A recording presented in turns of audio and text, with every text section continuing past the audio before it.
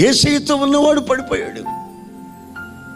యేసయ్యతో ఉన్నవాడే పడిపోతే మనం ఎందుకు పడము అని కొంతమంది, అదొక ధైర్యం, సైతాన్ ధైర్యం అది.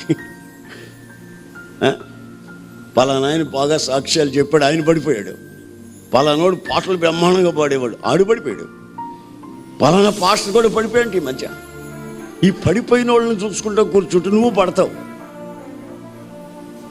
తెలవదు మన వాళ్ళకి కొంతమందికి, ఎంతసేపు ఆ శుద్ధే కానీ, ఆ మాటలే కానీ, ఆ వ్యవహారమే కానీ, ఇంకొక వ్యవహారం ఉండదు.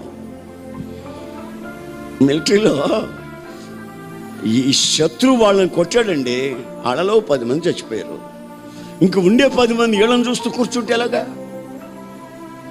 శత్రువు దగ్గర నుంచి ఏమొస్తుందని ఎదురు చూస్తూ మెలకువతో ఉండాలి. కానీ ఆడు వీళ్ళని చూస్తూ ఉంటే ఈ 10 మంది కూడా చస్తారు. అందుకని ఈ పడిపోయే వాళ్ళని గురించి ఊరికే మాట్లాడుకునే దానికంటే కూడా మనం ఎందుకు పడిపోతున్నామో అనే సంగతిని కొంచెం ఆలోచిస్తే మనకి ఇంకా పునాది లేదు.